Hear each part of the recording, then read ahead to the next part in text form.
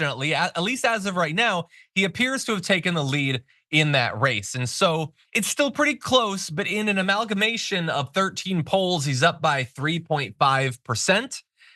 Now, in the end, Tester had won his past 2 races by between 3 and 4 points. So it's not that he can't win, he has won, but he is currently trailing. And so to whatever extent maybe Harris can help him gain a point or 2, maybe they can throw some more money at his election.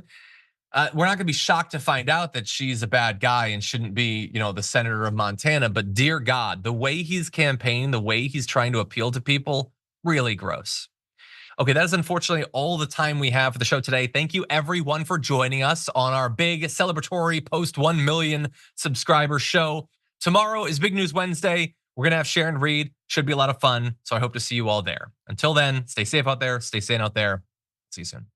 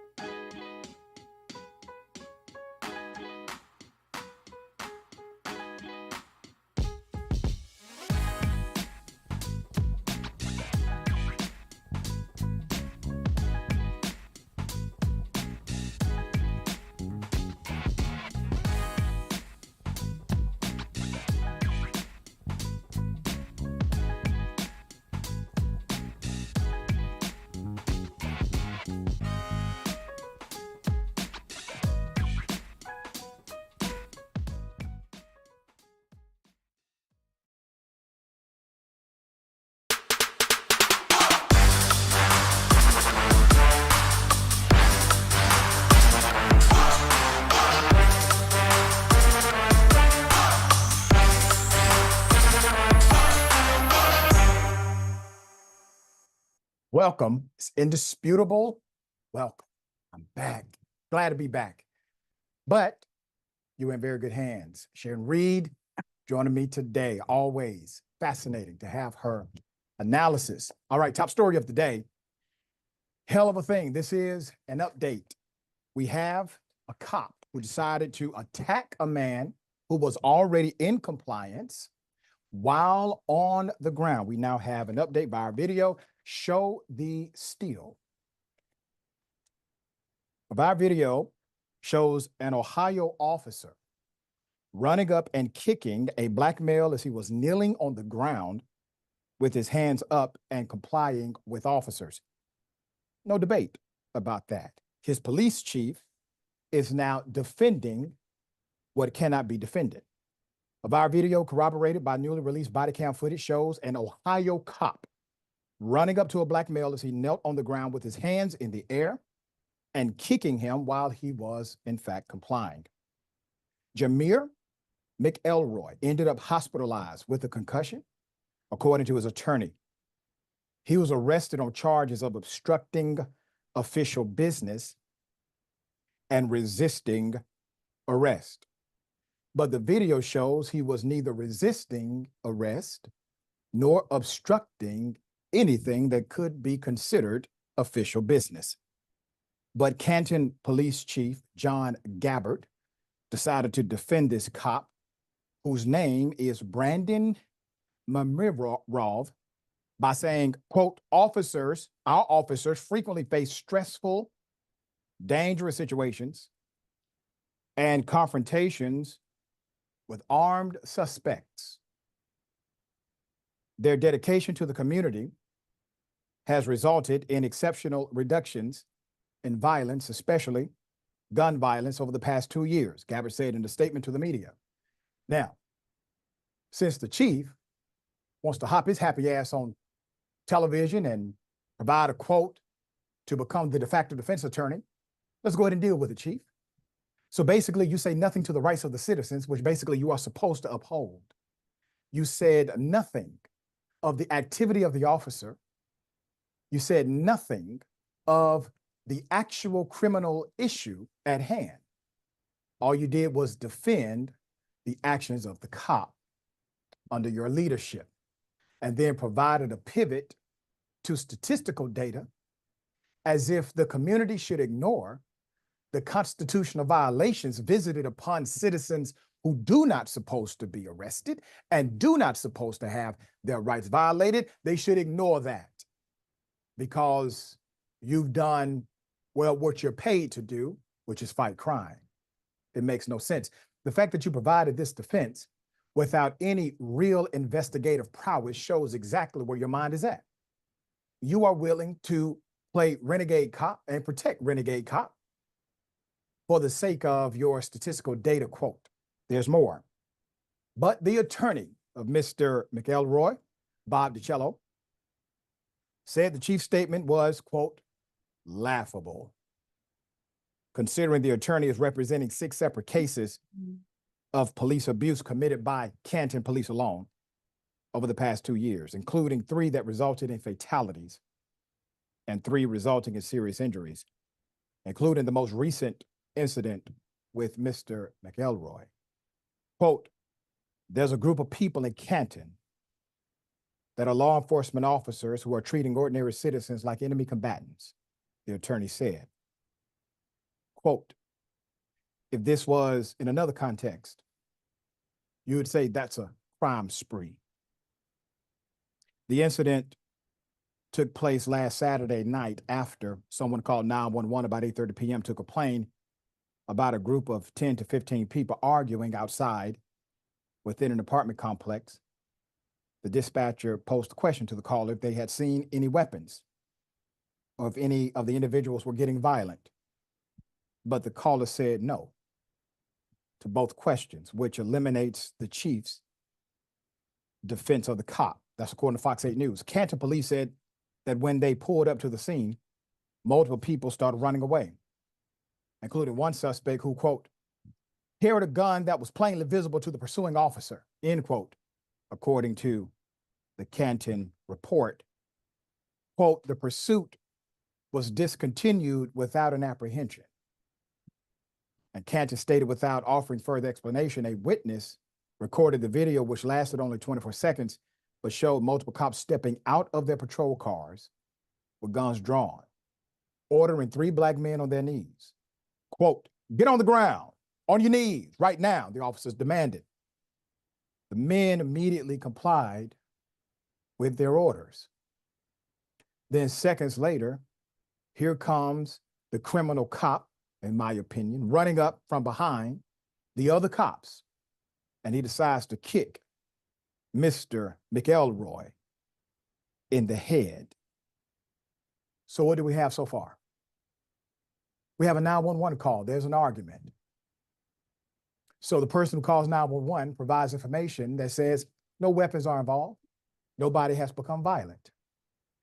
Likely the person who called 911 was under the impression that the Canton police may attempt to de-escalate before it became a violent criminal matter, not knowing that the only criminal action would be done by the Canton police themselves, that the only violent action that would be done would be the very police who were called to the scene. You know, if police commit crimes, it is still a crime. And the attorney is correct when he said, under any other context, you would call these cops a crime spree. There's more. Previous incidents. Before I get to previous incidents, officials later did release the camera footage and another officer that shows what prompted the cops to arrive to the scene after a brief chase, after the suspect accused of carrying a gun. The officer sees McElroy, who they know was not carrying a gun, and 4 others in a parking lot and demands that they stop walking. Then he calls for backup. Now remember, everybody is complying. Quote, I got 5 at gunpoint in this parking lot, not really complying. What the hell does that mean? I could use more units, he says, although the cell phone video shows that McElroy and the others immediately followed his orders, and Mom Irov runs right for McElroy without provocation. So here is the place where I believe premeditation happened. When the cop says, I have 5 not really complying, I believe that was the pretext to create the context for him to do the criminal act that he did, so that he can justify by saying, when I called it in, I said they weren't really complying. This is disgusting. This is disgusting, said DiCello. What I just saw was renegade, rogue, gang-style policing. One of the men on the ground, believed to be McElroy's brother, can be heard asking, quote, why you hit my brother like that, bro? Because he's not complying, the cop responds, unsatisfied with that answer. The cop is once again asked why he kicked McElroy. Quote, how many times did I tell you to get on the ground? The cop replies. You guys don't want to listen, that's fine. Another officer tells the suspect. Then don't be surprised when we put our hands on you, end quote. You see, remember, there's an attorney who's representing multiple cases of police misconduct where citizens have been violated by these same cops. And a couple of them have already ended in fatality. The cop is representing the family. Previous incidents. Canton police, under public scrutiny, after shooting and killing a black man named James Williams on New Year's Eve 2022, who had been shooting celebratory gunfire into the air. However, a grand jury declined to indict the Canton cop, Officer Robert Huber, in September 2022. Canton police then shot and killed a 24-year-old man named Zachary J. Fornish. That was December 2023. He was carrying a pellet gun. Then earlier this year, in April, Mr. Frank Tyson, 53 years of age, died in police custody after he repeatedly told officers, quote, I can't breathe. Tyson's death was ruled a homicide by the coroner's office, meaning the cops caused it. The Ohio Bureau of Criminal Investigations which handles investigations for the Ohio Attorney General's office, is investigating the two latter fatalities, according to the Cleveland scene. Then in May of this year, a Canton police officer unleashed a canine German Shepherd on a man named Kevin Conver, who was already lying face down on the ground, being held down by the cops. Mr. Conver had been pulled over for the high crime of failing to signal before pulling over. But then police said he had a gun in the car. However, that cop, Nicholas Castro, was fired in June over that incident. Attorney DiCello told NBC News that Canton police also, quote, arrested and punched a man and called him horrific names when he tried to stop the dog attack. Chief Gabbard indicated in his statement that the cop would be disciplined in an investigation determined if the investigation determined he violated policy or the law, which is definitely how it appears on video. Quote, officers using force outside the parameters of our training, policy, and principles will be held accountable, he said. However, DiCello, who represents the 5 above cases, is skeptical, especially after the last video. It should not be lost on anyone that after officers attacked him and hospitalized him, they issued charges which find no support in the video, he said in a statement. One of those charges, resisting arrest, is not justified by the video. Mr. Jameer is on his knees with his hands in the air when he is kicked in the head by an officer who charges at him. Here we go again. See, on policy, everything is right, paper-wise. They have a de-escalation protocol. They have a training manual. They have a boot camp for cops. They're told how to de-escalate. They're told what is usable as far as tactics, what is illegal. But as I say often, culture eats policy alive every day of the week. We saw something very similar in Mississippi when we covered out of control cops who were breaking not only the law, they were breaking jurisdictional boundaries. They were connected with other cops, not even part of their own jurisdiction, in order to commit criminal acts against Black citizens in particular. It seems like this attorney who's representing multiple victims, multiple families, multiple cases against one police department has hit on something very similar. Sharon, I heard you as I read some of the content to what's happening now. This is the stuff that we have on record only because a video was included. Imagine how many times this has happened when no video has been offered contrary to the evidence provided by the police report. Yeah, they probably didn't go through their body cam because they probably had it then too if they were wearing it, if they didn't turn it off. I don't believe that justice will be served in my former state of Ohio, where I spent 10 years. I can assure you it will not be. It is time for the federal government, the Justice Department, to step in here. It's systemic, and you're right. Canton Chief, his statement was asinine. Yeah. I don't know why he's referring to facts that are not supported. He's talking about another case. Perhaps he was confused. It's asinine, and I don't want to hear any more about how they're fired. Waiting for the arrest here. Criminals. Right. They called 911, Doc, and the criminal showed up. That's right. That's the irony of the whole damn thing.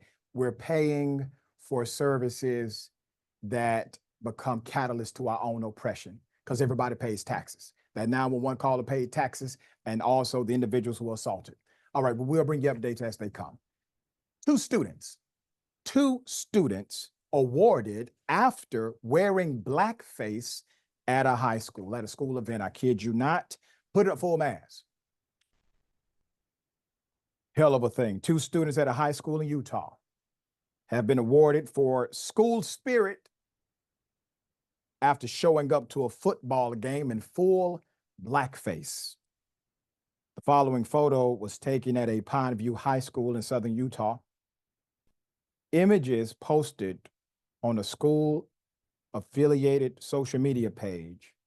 Did you hear me? School-affiliated social media page displays one student with black face paint covering his entire face and another wearing paint covering every area except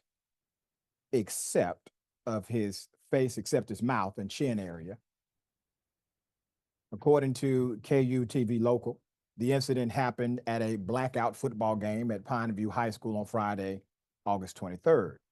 Students were to wear all black clothing in spirit of the event. However, two white male students showed up wearing blackface, covering most of their faces. The two students were posing with the cheerleading squad after being awarded for school spirit. Now, I want you to think about something, okay? As much as we have talked about what blackface means, as much as we have talked about the offenses of blackface, hell, you can just Google blackface and you get a history lesson right there. The multiple elements involved in blackface, how black actors, when they were allowed to act decades ago in the United States of America, they had to put black paint on their black face because the white audiences did not want to see their natural black skin. That's just one permeation of blackface. Minstrel shows, etc., blackface.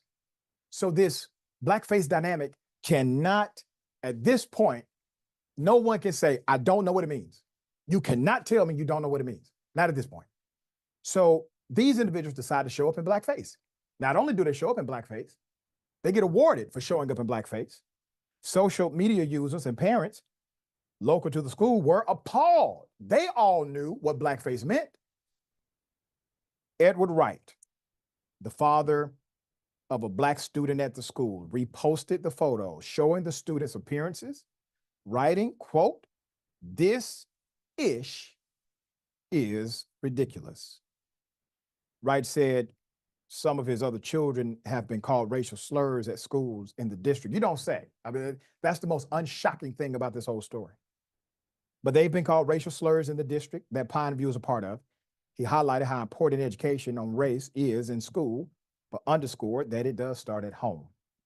Some parents at the game reported they were dismayed that no school administrator or faculty member who was present did anything to address the student's appearance. So what do you have?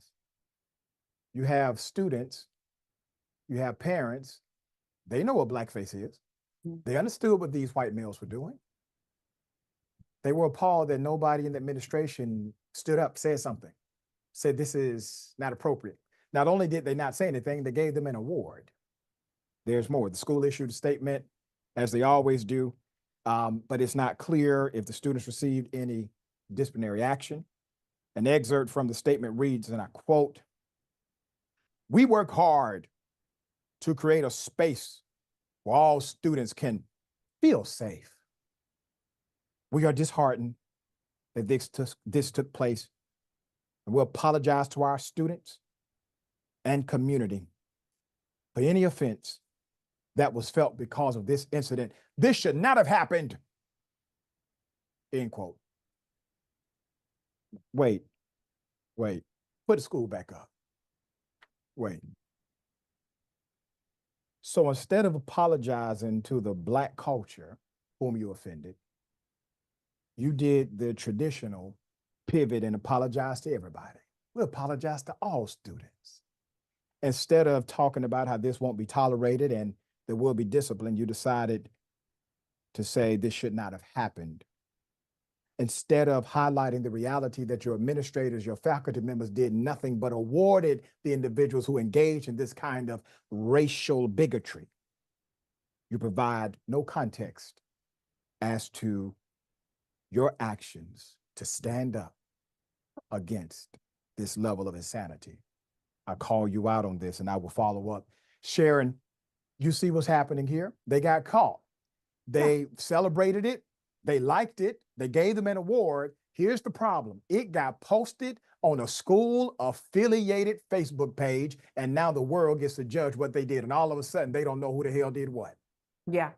And you're right to point out how the apology lacks context. So it's up to us to fill in the gap. I believe that they must be apologizing to the students because some rabble rousers, some more woke parents have said, this isn't right. Sounds like that's what they're apologizing for. This is a racist, fully racist environment. And the statement's also a lie. They don't seek to support the comfort and care of all people in their school community.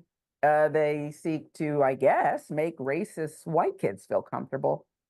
Yeah, because it seems like, you know, nothing's going to happen to them. And Support it. yeah, all right, but I guarantee you will follow up. All right. Well, I mean, what else can he say? Trump has admitted, he said, listen, yes, it should be completely legal for me to interfere with a presidential election. The man admitted it. He admitted to election interference. Here it is. Whoever heard you get indicted for interfering with a presidential election where you have every right to do it? You get indicted and your poll numbers go up. When people get indicted, your poll numbers go down.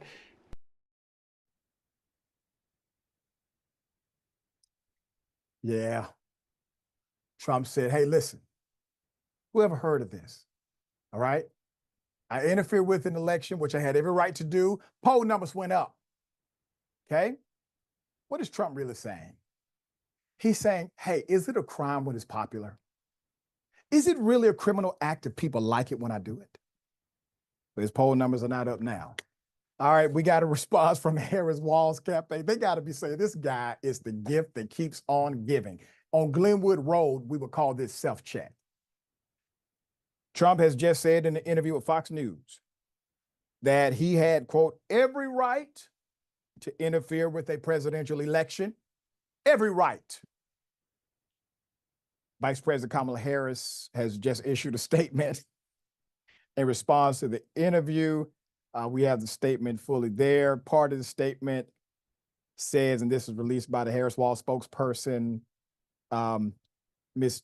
Chiquita, quote, everything Donald Trump has promised on the campaign trail, from terminating the Constitution to imprisoning his political opponents and promising to rule as a dictator on day one, makes it clear that he believes he is above the law.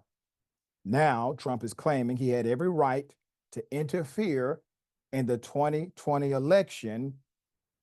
He did not. Now, this is a quick reminder of the charges in the election interference case, how they currently stand. The charges include conspiracy to defraud the U.S., conspiracy to obstruct an official proceeding, attempting to obstruct an official proceeding, and conspiracy against rights.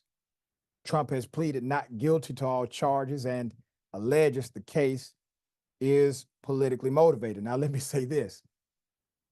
There's a reason why your attorney says, shut up while you have a case pending.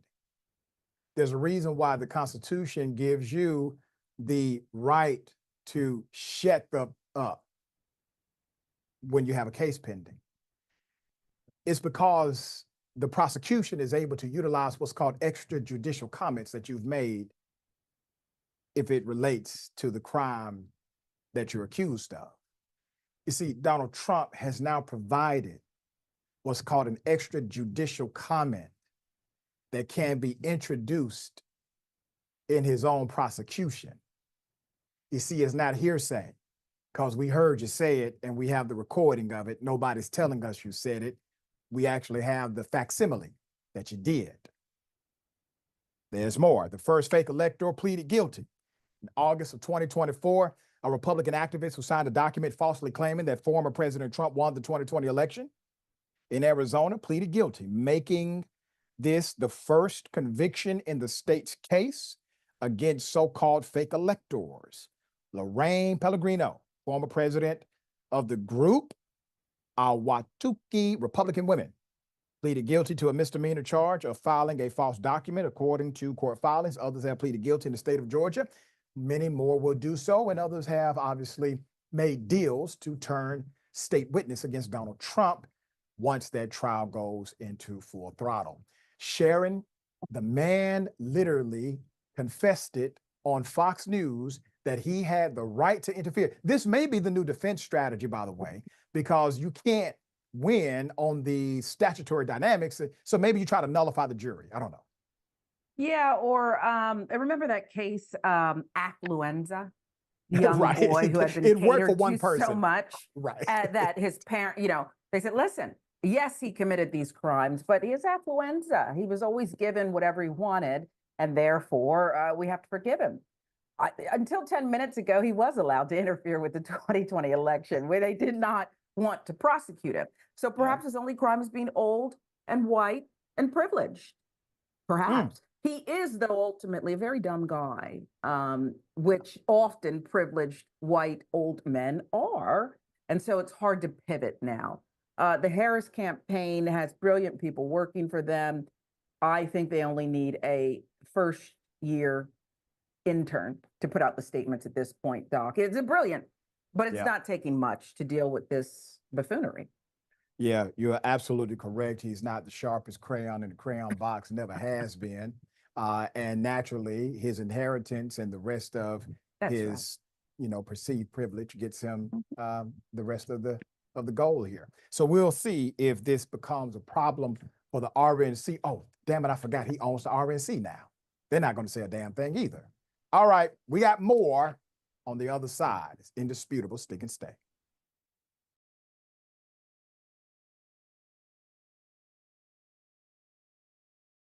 You would never abuse power as retribution against anybody. Except for day one. You're not going to be a dictator, are you? I said no, other than day one. By locking up his enemies, by breaking all the rules, the courts, yeah, right. Them in what army? This country needs a dictator. I hate to say that, but it's the truth. It's the truth. From the Young Turks, Americans saying they want a dictator. I'd rather have Donald Trump as a dictator for 4 years. I'm going dictator Trump for sure. How crazy will his supporters go? I'm going to be a dictator for one day.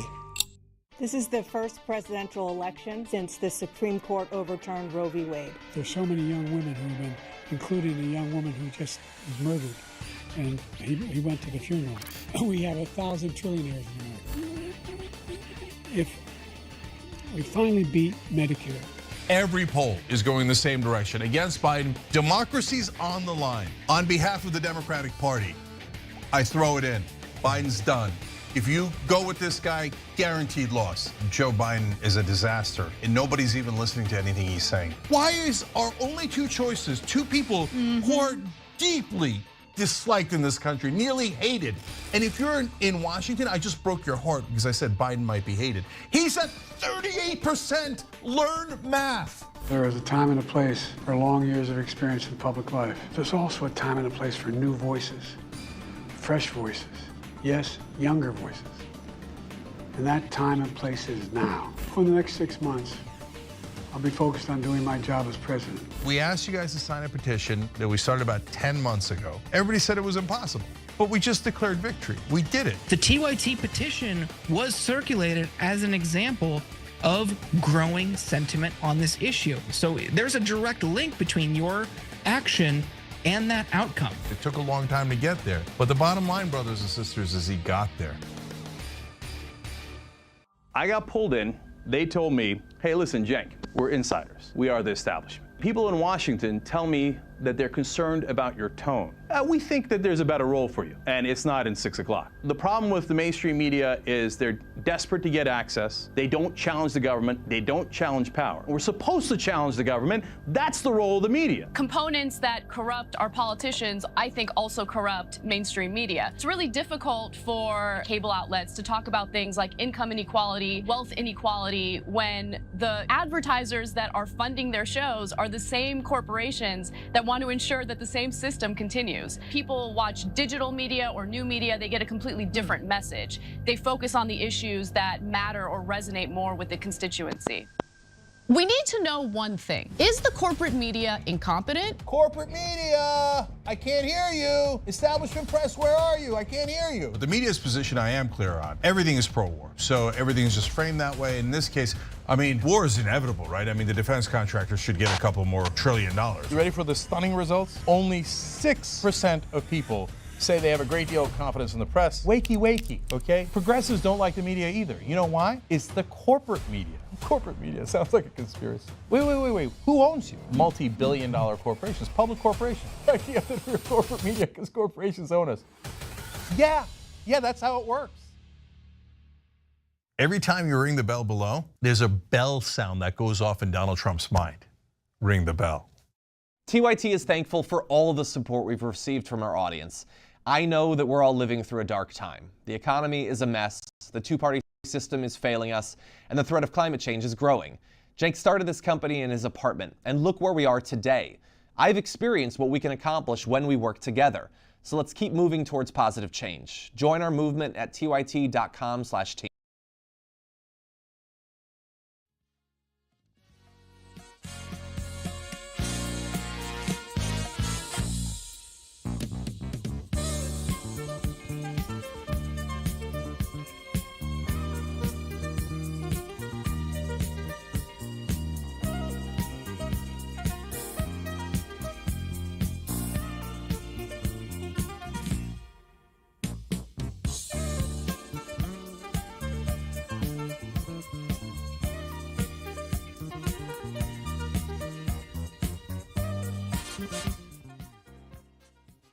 All right, welcome back. Always good to be with you. We have a remarkable slate of comments. Cray Souffle, welcome back, Dr. Richard. I am so glad to be back with you, and thank you for that. Lynn says, perhaps the police chief should have said, our officers often create stress of violent confrontations. That's right. That would have been an accurate statement at least. All right. Yeah. Henry Gibbons, hey, Dr. Richard, welcome back. I got balloons. Thank you so much. Glad to be back with you. That's right. So, Hippocrates, Noah. I don't understand why the officer isn't charged with assault. That's exactly the problem. Obviously, everybody else sees assault, and then the investigators who are trained to know what a crime is, they don't know what a crime is anymore when a person in the blue uniform does it. Okay. All right. Yep. Love Big 41. Utah, I bet he is going to lie and say it was part of the school colors. So you're giving them ideas. You put something in the universe. They didn't even think of that. They'll think of that later. And you're right. Me22 says Trump, he admitted it and nothing will happen to him. Probably correct. And Twitch. Jack of Dragon 1991, because they don't have an actual black person at this school, question mark? All right. Okay. Got something for you. Ladies and gentlemen, I wish you Karen would. You want to call the police on them for having a barbecue on a Sunday. I feel free! Back off! I'm going to tell them there's an African-American man threatening my life. I know the lying. I know you gotta be lying. I know you gotta be joking. I've been waiting for this. I was in line. You weren't in line? I was in line, yes. I went to the charging station over there and it wasn't working, so I pulled over here and I was waiting. I've been waiting ahead of you. You moved your feet and you lost your seat, sir. No, I didn't know. How was I supposed to know you was in line? I was sitting right over here. I wasn't watching you. I was watching the charging pump. Okay. Well, do you mind if I can use this charger since I was waiting? I'm going to use this charger, and then if you hop back in line, hopefully nobody else can skip you. I was literally just sitting over here. I'm sorry. I didn't see you, sir. I feel like that's a lie. Well, I feel like I'm finna charge. You got to get away from my car. I feel like I don't understand why you're being difficult right now. I'm not being difficult. I'm finna charge my car. I understand that, but I've been waiting here. I didn't see you waiting. I was sitting right there. You got to take that up with somebody else. Sorry. Move your feet, lose your seat. That's contractually binding. So you have to get back in line when you get out of line. And it'll be a courtesy if she'll let you back in the line, of course. Very nice. But I don't know what higher authority you would be seeking. There's more. Yes, I work in the medical field. Yes, because you need to get away from my car. You're harassing me at this point. I'm not harassing you. I'm not finna move. I'm finna charge my car, and then you can wait after me or all them other people. But this one, you finna get away from my car harassing me. I'm not harassing you. I was waiting in line. You weren't in line. I got in this charging pump after the person in front of me. That's what happened. I didn't skip you. This is ridiculous. It is ridiculous. You need to leave me alone. All right, we can all protect the environment equally here. All right, put up the picture full mass. A viral TikTok video has left numerous viewers baffled by one man's attempt to talk a young woman out of her place in line for an electric car. This is a charging station, by alleging that he was in line first, but then he left. And when he came back, that particular place in line should have been reserved for him. Obviously, it's a minor dispute. This was posted by TikTok user Desi Alexandra. Shows the minor dispute between her and a young man that happened in a shopping plaza.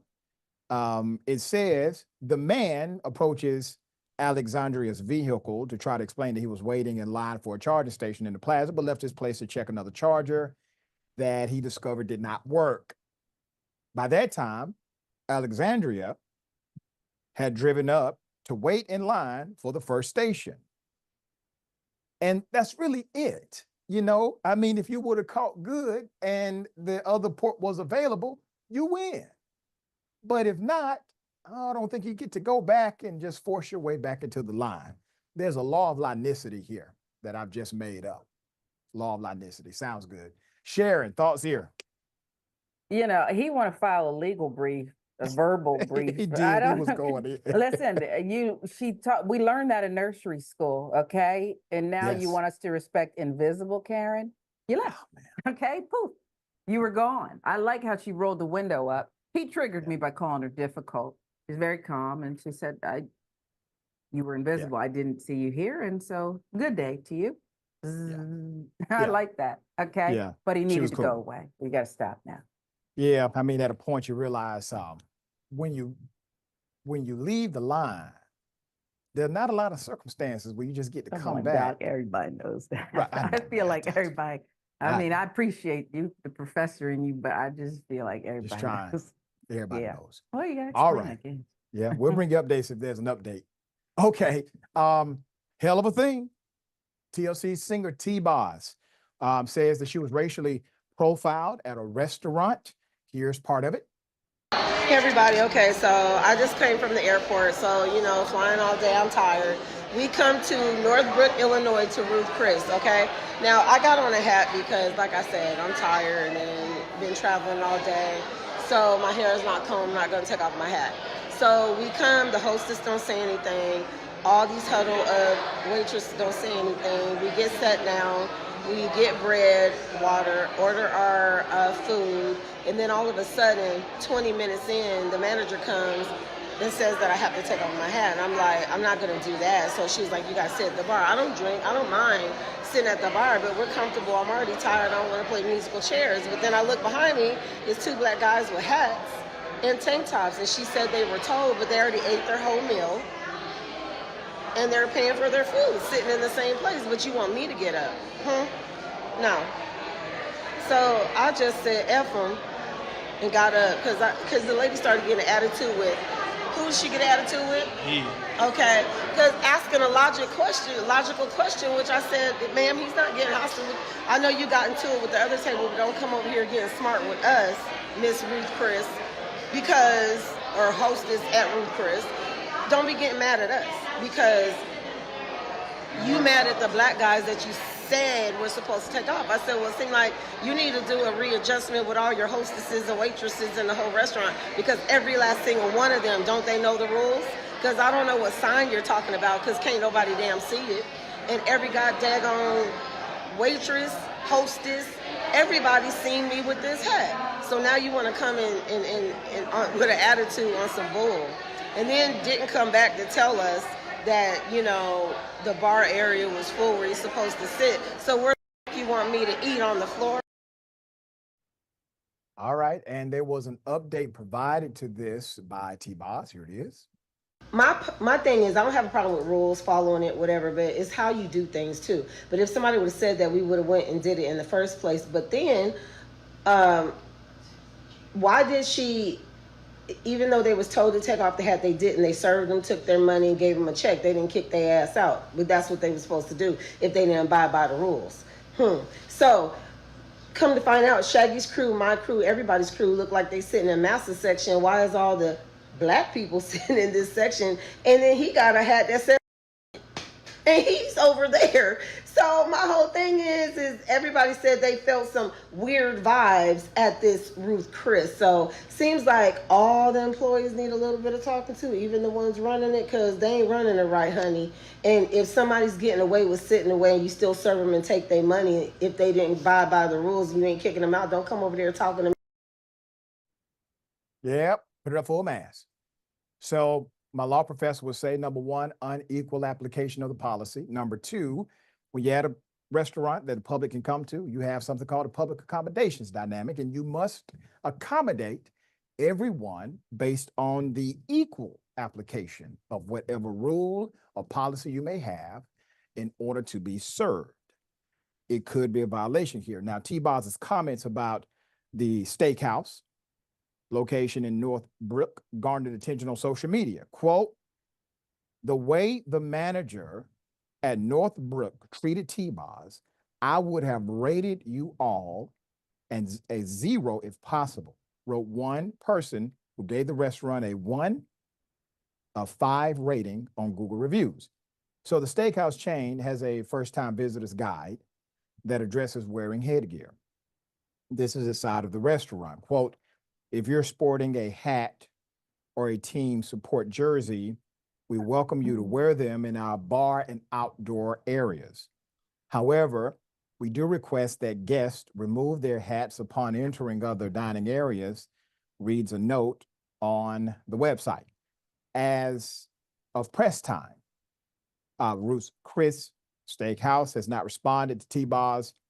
A representative at the company is likely now aware of the singer's racial profiling accusations because the official Instagram account has been hit with a whole lot of damn comments. And let me just say this, I don't know why they're picking on my girlfriend since 1995, T-Boz. But when I saw this, I said, T-Boz don't bother anybody. You know, she had her back in the day, you know, everybody goes through a lover's quarrel. That's behind her now. But T-Boz has literally been going around the country and abroad, singing, performing, and doing charity work year after year. So naturally, this is something that came out of left field because T-Boz really doesn't do these types of posts. So I do believe there's some there. Definitely seems to be unequal application of the policy. Could be an employee dynamic, but naturally, when you have individuals sitting right next to you who, well, they were not following the same rule, seems like that needs to be taken up with management and not a customer. What say you, Sharon? You're absolutely right. I spent not one day in law school, but I rock with T-Boz. I knew before that I was going to support her regardless. Right. You know how I am with these kind of things, Doc. I believe I know what happened. The brothers rejected the hostess. She wanted to rock with the brothers, and they said no. And that's why they said nothing about their hat. And then she was mad and tried to attack every other Black person who had a hat on. I rock with T-Boz, okay? And they can keep their steak, apparently. Yeah, well, the PR nightmare this has caused over what could have been an administrative remedy on the day of wasn't worth it. Just wasn't worth it. All right, we'll bring you updates as they come. We got more on the other side. It's indisputable. Stick and stay.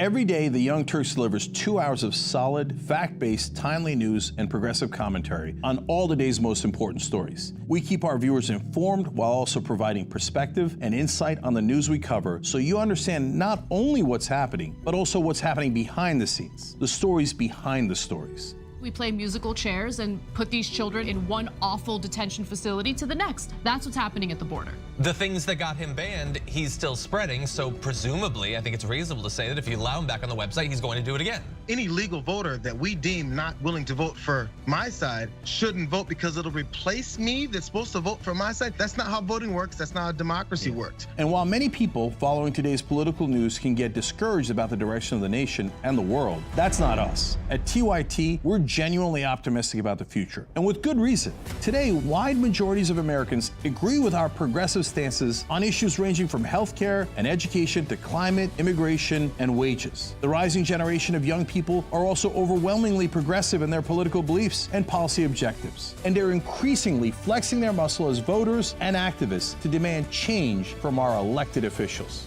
The traditional mainstream media is mostly AWOL. They, along with the government and many other cherished institutions, have been captured by corporate interests. Audiences sense that they're not getting the whole story, or even the truth from once trusted outlets, whether broadcast and cable TV news networks or national newspapers and magazines. The antidote is the Young Turks. Unlike mainstream corporate outlets, we're not beholden to corporate advertisers, the defense contractors, to Wall Street, or to Big Pharma, and we don't carry water for the Republican or Democratic parties. So watch us Monday to Friday at 6 p.m. Eastern, 3 p.m. Pacific, and join the thousands of progressives around the globe who tune in every day for TYT's unmatched, award-winning content and see what it's like to experience a news organization that only answers to you.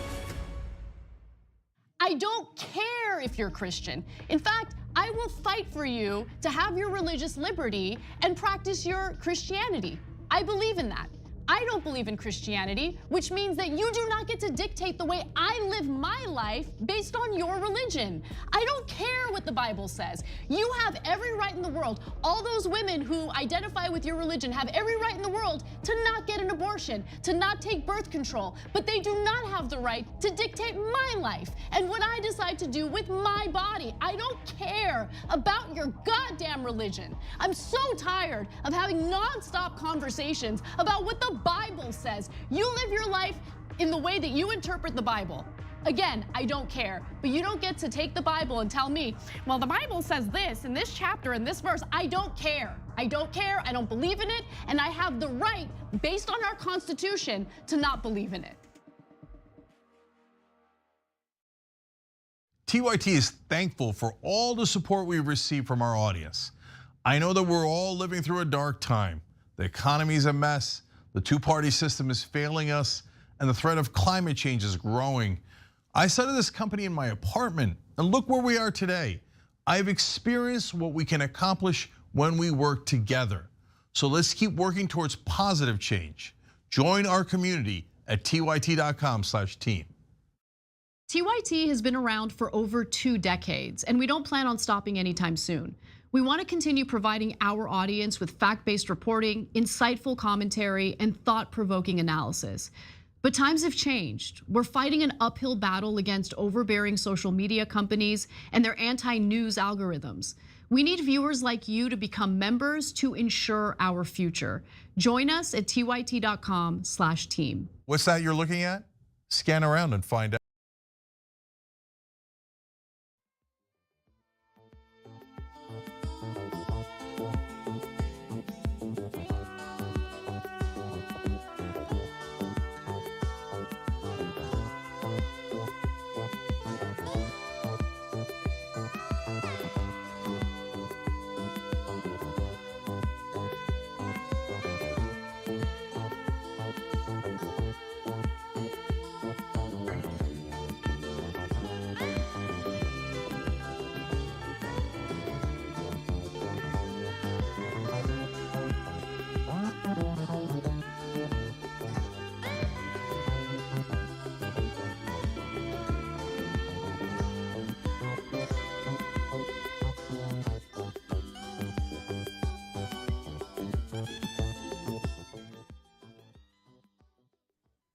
All right, welcome back. A lot of show left. Always good to be with you. Okay.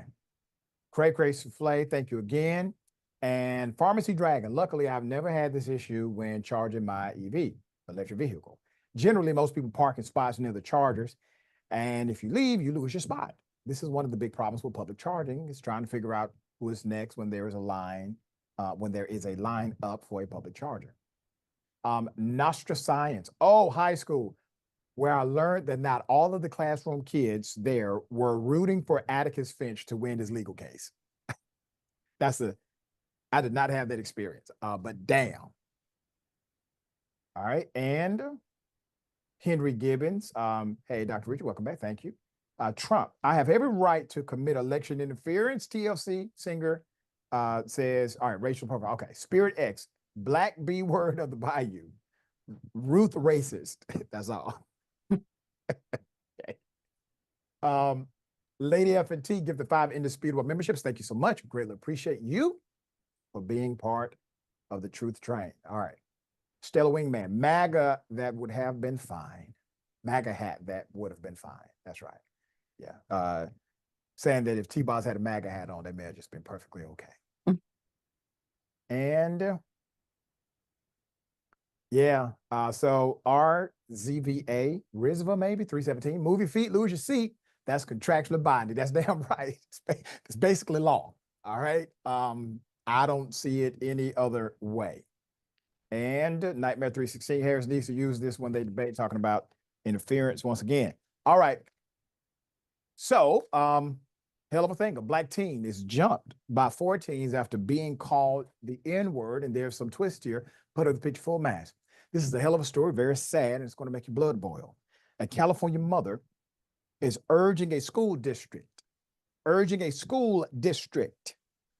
to take more action after her 14-year-old son was kicked, was attacked in his school's locker room by a parent and 4 people wearing masks and hoodies. Do you understand what's happening here?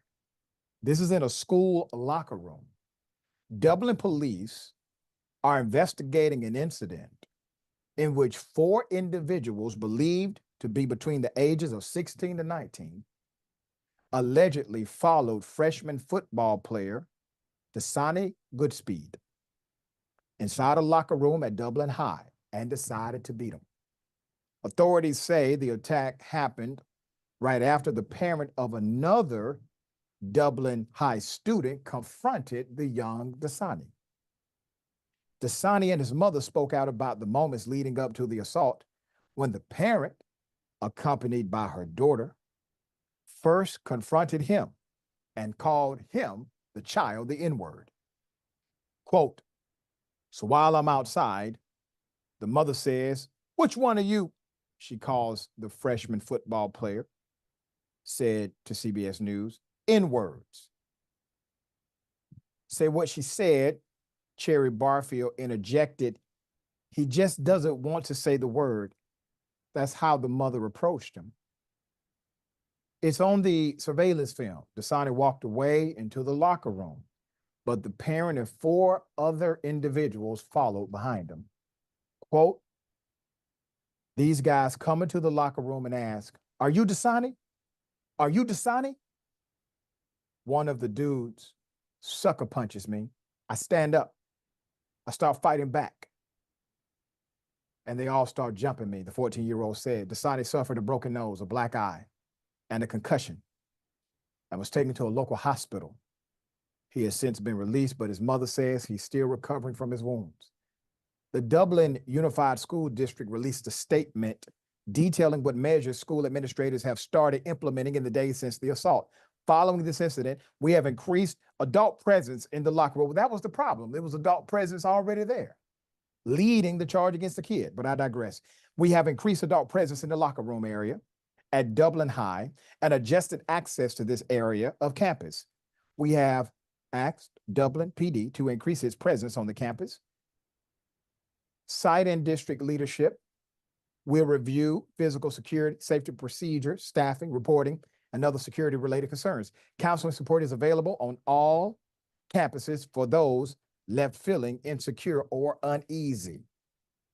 Dublin High School principal Maureen Byrne said she and other school officials are outraged at the incident. Police stated that this incident was not random and that the school resource officers are still collecting video evidence and witness interviews to determine the motive. Even though the school has started stepping up security, Dasani's mother expressed frustration over the school's lack of communication with the family right after the attack happened. Quote, I just don't appreciate how Dublin High did not contact us and how they've been trying to cover up this whole story. I feel like somebody dropped the ball. Somebody dropped the ball and a child was hurt, Barfield said, and we just want answers. We want justice. To the mother, I believe your suspicions are correct. I do believe there was an attempt for the school district to handle this, let's just say quietly. Let me tell you why. I do hope you're in touch with an attorney because there's something called premises liability. You see, premises liability basically says when a company, a facility, a property owner, a governmental agency, when they have a duty of responsibility and they are negligent in the security of that duty, if there's an injury to someone, especially a minor, especially if they are charged with protecting a minor, that can become a premises liability case. Those cases are, well, let's just say they bring the ching-ching out of somebody. So in order for that not to become a premises liability case, they typically would try to handle it in a way that seems less than transparent. I do hope, once again, you are in touch with an attorney and that attorney is talking to you about the duties and responsibilities that school had prior to that incident. We see now that they are implementing what's called reasonable security protocols, which also means the fact that they're doing it now, they could have done it then. They literally have sealed the case against themselves by what they are implementing now. They should have done it prior. All right. Sharon, thoughts here? Excellent advice, as you always do give, Doc. Get the attorney right away. Don't sign anything, because that's another little trick they like people to do, kind of talk them out of something and pretend that they agreed with this or that. So they got to get it done. The school, listen, all of these places that do this, schools, shopping malls, whatever, you know better. And they're, like you said, what's reasonable? What's a baseline here? That's right. I'm not seeing it. That's right. And obviously, you can't have adults being able to come into the damn locker room of a student facility where you deal with minors. That is the bare minimum security measure that should have been implemented already. All right, we'll bring you updates as they come. Hell of a thing. So a cop who violated his own child allegedly, well, he's not in jail, but the mother gets incarcerated. Put up the picture full mask. Hell of a story here. A former Aurora cop charged with violating in the worst way his own daughter, okay? Sexually violating his own daughter, remains free. You're looking at him. Remains free as the mom prepares to be sent to jail. Retired cop Sergeant Michael Hawkins faces criminal charges for explicitly violating his daughter and repeatedly sexually assaulting her and his two adopted daughters. Remains free. He's free. The sergeant is good. He's free. But his wife is now preparing to go to jail for doing what? For rejecting a court-ordered reunification therapy that's intended to repair the relationship with him and his two sons.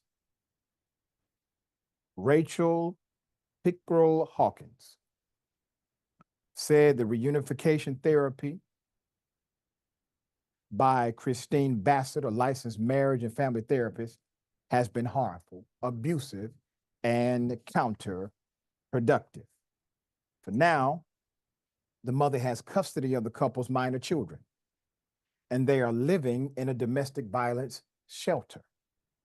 She said that she has arranged for family members to care for her children when she goes to jail. She released this statement, quote, "I am going to jail for protecting my children," the mother texted on Thursday evening. "I won't see them much during the week when I'm released Sunday at 4 p.m., maybe a few hours in the evening." The mother said Bassett has supported the efforts of her ex-husband, Michael Hawkins, Sergeant Hawkins, to gain sole custody of their two youngest sons, now 10 and 13, and has psychologically tortured the children along the way. Hawkins, in court documents, denied the criminal allegations of sexually abusing any of his children and of physical abuse of a child. Following the criminal filing in July, he posted a $50,000 surety bond and remains free from jail, but does have a GPS ankle monitor. The mother has been found in contempt of court after a judge found she continued to interfere with the reunification therapy. A trip to jail occurs as such therapy and its potential harms are increasingly coming under fire in Colorado. Put up the judge, full mass. You're looking at Larimer County Judge, District Court Judge Daniel McDonald. Judge McDonald, who presided over the divorce case prior to the criminal case against Hawkins, cast doubt on the allegations of child abuse. He ordered the mother to comply with court-ordered reunification therapy. The treatment is used by family courts to settle custody rights or custody fights. Services like those provided by Bassett use confrontation and exercises to deprogram a child's rejection of a parent. In extreme cases, children have been sent across state lines to reunification camps with parents they reject, and they are barred from having contact with their protective parent. State lawmakers acted after the Denver Gazette published investigations into Colorado's troubled family court system, which has been plagued by accusations of bias, usually from mothers who say they are punished and can have their parenting time restricted during divorces when they seek to protect their children from abusive fathers. Now you have another story that fits the culture of bias that has permeated inside of that court system, primarily from the family court division. This makes no sense to anybody. You can look at the social media banter back and forth, and you can also hear from experts on the matter. None of this makes sense. You want to incarcerate a parent for operating in good faith in violation, not simply of a court order, but in violation of somebody who is a third party intruder, basically, to a dynamic that could be not only criminal in nature, but devastating and criminal in nature at that. Sharon, this was one of those stories where you see the headline and you read beyond it thinking there has to be another caveat here. But no, this mother is literally going to jail for doing one thing, for protecting her children and for doing what her children wants her to do, keep them away from the alleged psychopath. Yeah, the system is broken, something mothers throughout the land know, particularly where you're saying, but not limited to that jurisdiction. And it's not just Colorado. When you mention the word abuse, even found it when children talk about the abuse they're suffering at the hands of this antagonistic parent, the court works overtime, the officials of the court, to call or presume the mother a liar and that the kids are brainwashed. These reunification programs are fake news. And it seems like a money grab given the contracting that goes on behind the scenes. We'll bring you updates as they come, guaranteed to bring it. We got more on the other side. It's indisputable. Stick and stay.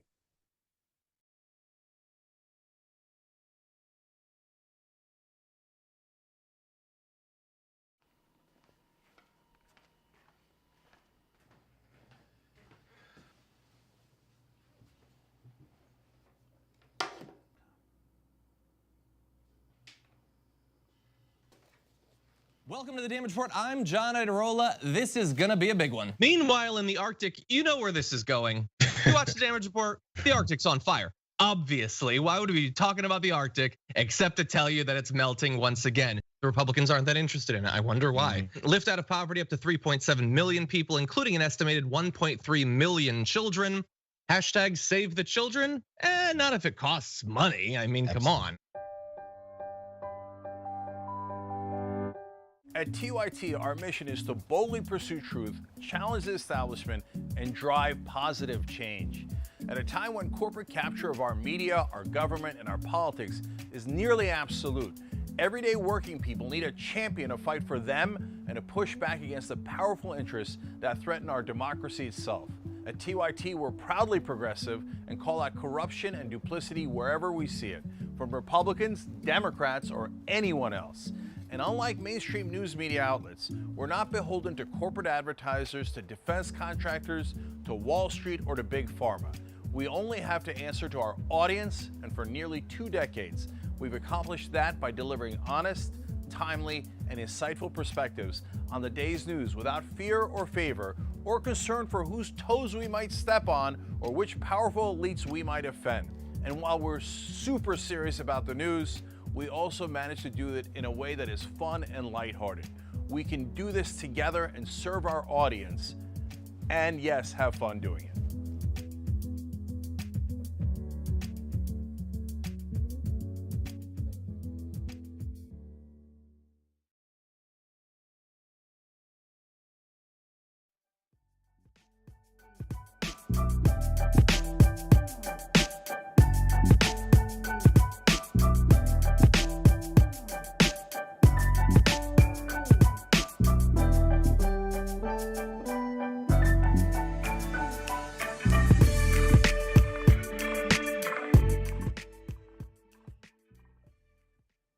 All right, welcome back. Always good to be with you.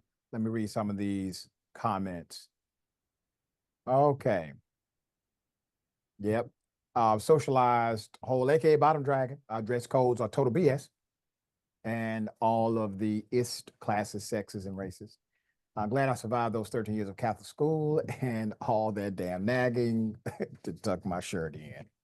It had to be a horrible, horrible life. Also, yep, U.S. combat vet, member for 3 months. Thank you so much for that. They specified team logo hats. T-Boz's hat says gallery department. If that ain't a team, then would that rule apply? You're right, it did say team. All right, and I think this is Aesop's, excuse me if I said it wrong, inspiration. Parents are supposed to feel their kids are safe at school. That's right. That is correct. That adults will be adults and proper security measures are always implemented no matter what. Speaking of, a Florida teacher has been arrested. Why?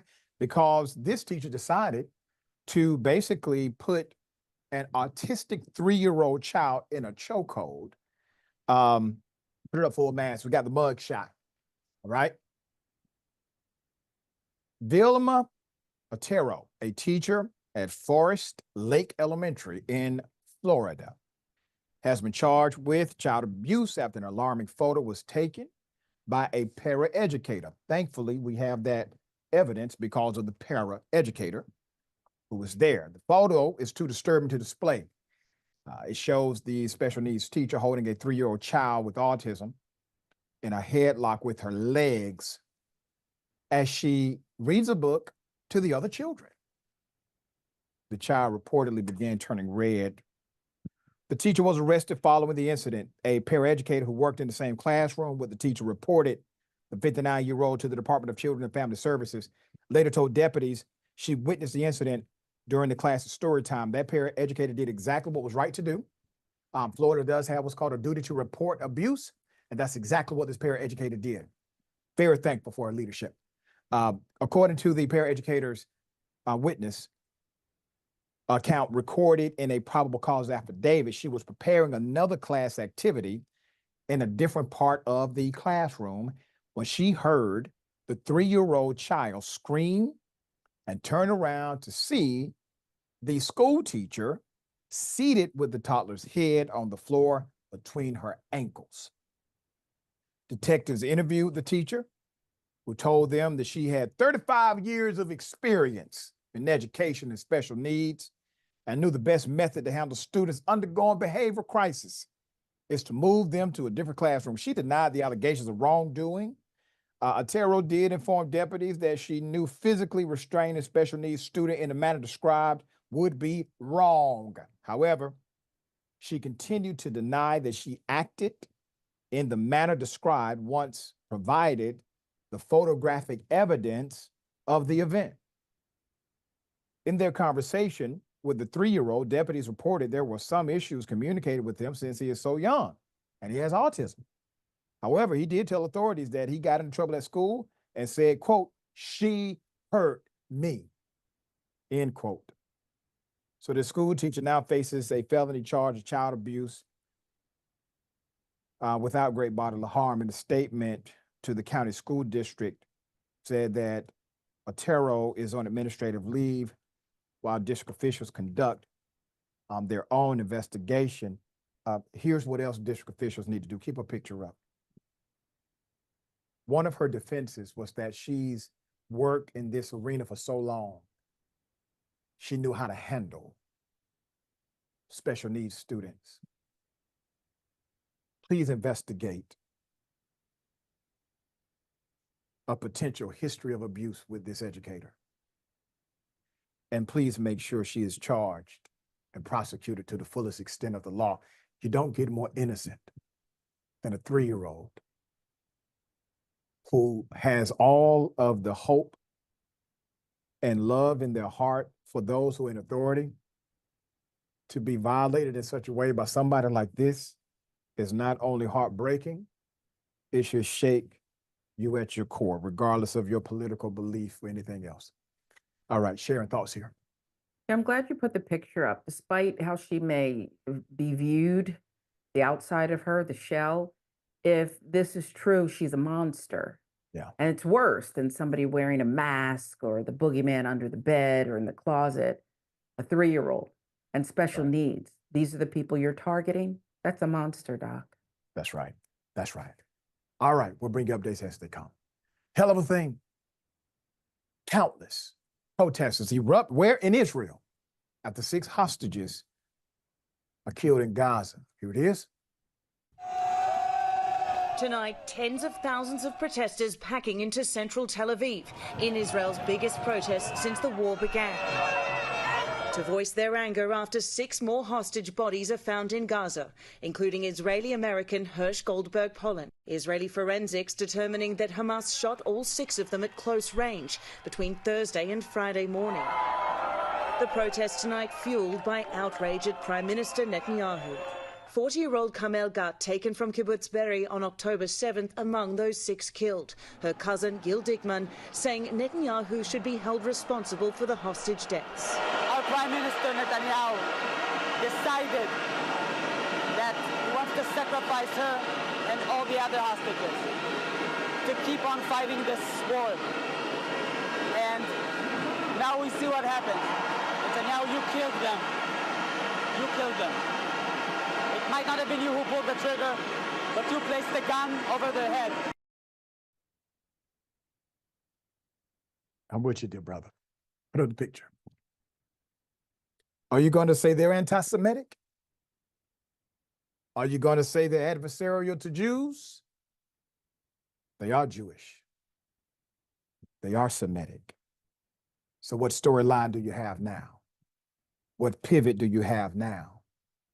You see, the Jewish people, the Israelis, blame Netanyahu for the original lack of security. The vast majority of Israelis oppose Netanyahu's out-of-control war. The vast majority of Israelis were for humanitarian aid. Now you see the protest. The vast majority of Israelis said no to Netanyahu's continued leadership before he decided to seize power by utilizing a tragedy and politicizing it. Hundreds of thousands of protesters took to Israel's streets in fresh fury on Monday over the government's failure to secure a ceasefire for hostages deal with Hamas. Demonstrations could be seen in Jerusalem, Tel Aviv, and other places across the country, fueled by the killing in Gaza of 6 hostages. Whose bodies were retrieved by Israeli soldiers this weekend. Several gatherings targeted the homes of the Prime Minister, Benjamin Netanyahu, with protesters lighting fires and chanting, "You are the leader, you are guilty," near one of Netanyahu's private residences. Netanyahu has been accused of stalling efforts for a deal by some hostage families and their supporters. More than 100 hostages, including 35 believed to be dead, are still being held in Gaza, the vast majority of them taken during Hamas's October 7th attack on Israel, when some 1,200 people were brutally killed. and more than 200 taken captive. We absolutely stand against those actions as well. The scenes outside of the Israeli leaders' homes culminated a day of anger that brought much of the country to a halt, following a call by the country's largest labor union, known as Distraught, to shut down the entire economy. Flights in and out of Tel Aviv's international airport was stopped for 2 hours. But in a press conference on Monday evening, what happened? He was suspended. The Israeli leader struck a note of defiance, batting away criticisms, including from U.S. President Joe Biden, that he is not doing enough to secure a deal. He asked for forgiveness from the families of the 6 hostages for failing to bring them back alive, but insisted it should be Hamas that has to make the concessions. He also vowed to retaliate and extract a heavy price from the militant group that controls Gaza for the killing of the 6 hostages, whose autopsy showed they were shot at short range on Thursday or Friday morning. Netanyahu, don't you get it? Don't you get it, man? The families are saying enough killing. Your people are saying enough with the vengeance. It's not working. It's just more death. It's more destruction. You cannot stop fire with more fire, is what they're trying to tell you. Your lack of insight and wisdom here is staggering. It's unbelievable. Netanyahu's defiant stance following the discovery of the 6 hostages has thrown further doubt on the negotiations for a ceasefire for hostage deal.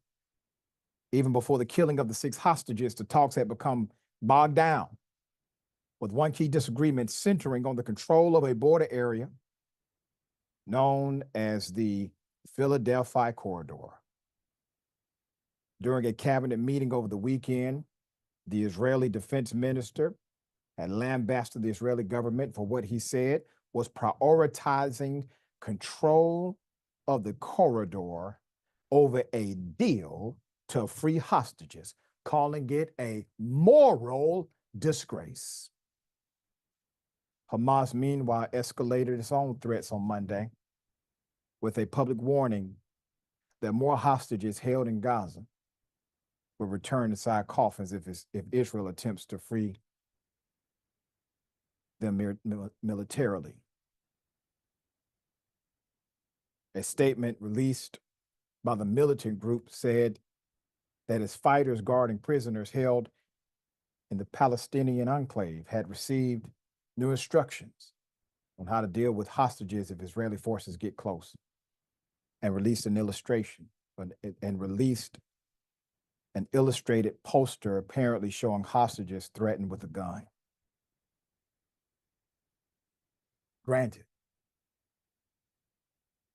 any loss of life, the terrorist attack from Hamas, or others who decide to engage in this kind of free-for-all when it comes to taking a soul, taking a human body from existence on this plane, must be condemned. But see, the Israeli people, they've already condemned Hamas. Even the Palestinians condemned Hamas when they decided not to elect them as part of their leadership. But you, sir, you, Netanyahu, you are in service to them. So they're not ignoring what Hamas is doing. They are simply deciding not to ignore you anymore and what you're doing, because they put you in power at one point. Now, that point, that moment, that era is gone. They have no trust in you because of your out-of-control vengeance. How many more have to die? How many Palestinians have you killed in the name of Hamas? How many children have you killed in the name of a terrorist organization? Those children had nothing to do with this. How many more are you willing to kill? How many more Israeli hostages are you willing to allow die before you do the noble thing. Sharon, thoughts here? Scores. Scores will have to continue. The killing will have to continue. And as heinous and disgusting it is for mothers and fathers and siblings to learn that they were alive. They were alive, and there was an opportunity. I don't think that Hamas is the only one celebrating that these folks were murdered, but I'm going to leave it there.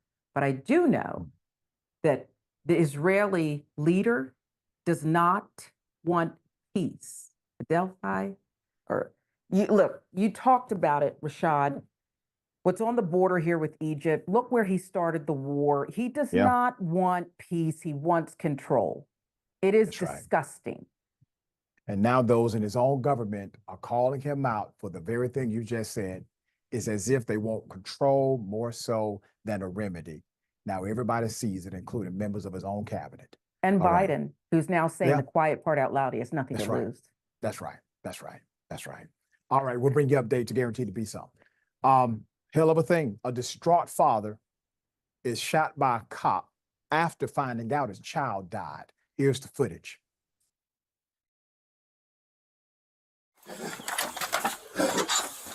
It's okay. Keep breathing. You're doing good. Relax. Keep breathing. Try and stay calm. Try and stay calm. Okay? Try and stay calm. Keep breathing.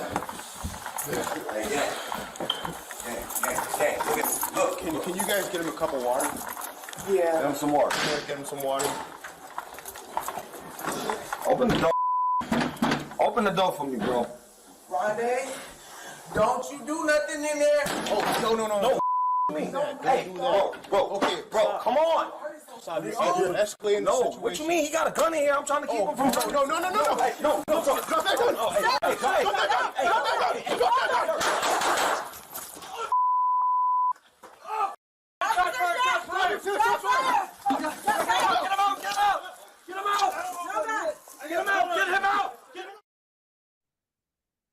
I'm going to explain to you what happened. It is a little confusing in the way that video is laid out. Put up the picture full mass.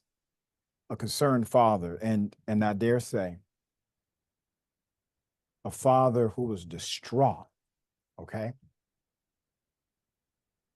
gets shot by the police after being escorted into the home because his son, his toddler, died. So Brooklyn Park police officer Mamadou Diba has returned to work months after shooting a man during an infant death investigation. Though a news release from the police department states that it found that the cop did not violate any department policies, the shooting is actually still under review by the Minnesota Bureau of Criminal Apprehension. Meanwhile, the infant's death is still being investigated by the county sheriff's office. So as previously reported, officers responded to a report of a baby not breathing just before 4 a.m., June 23rd. The baby did not survive, and a death investigation commenced at the home. According to law enforcement, Orlando Neil Reese, the infant's father, was outside the home and appeared distraught after learning of his son's death. As officers investigated, Reese went back into the home, locked himself in his bedroom. Another resident forced open the door and went into the room with officers where they found Reese in the closet, obviously mentally distraught, telling officers he had a gun. A physical struggle started. It's unclear exactly how that physical struggle started. And the cop decided to shoot Reese multiple times. Thankfully, Reese survived his injuries. Worst day of his life, guaranteed, survived his injuries. And obviously, details are coming with the reports that are still looming. We hope to bring you an update on this.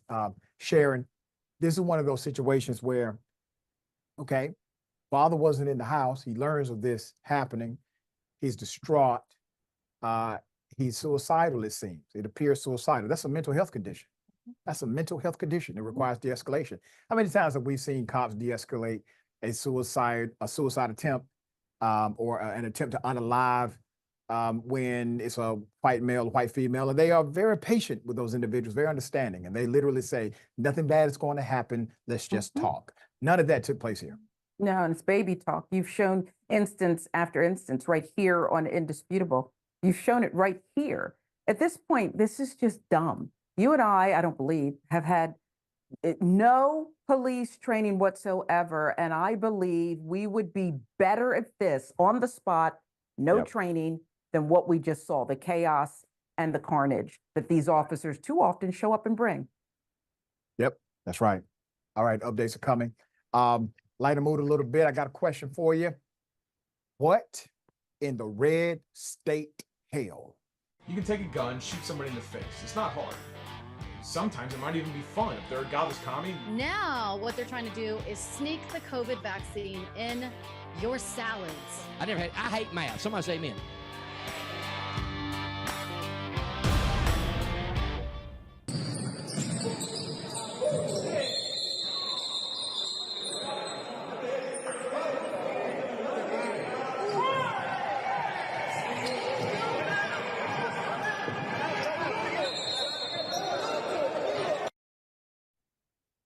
Okay, that's not a foul. That is a criminal offense. Let's see it again.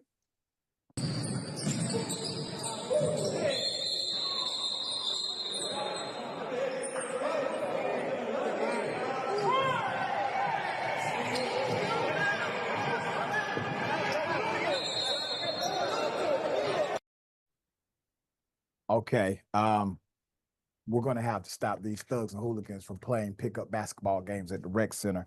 I'll put up the picture full mass. Obviously, this individual who decided to physically assault another player, it looks like because he was called, the elderly gentleman was called for an offensive foul. And because the offensive foul he did not like the call, he decided to physically attack another human being. That is not within the context of fair play.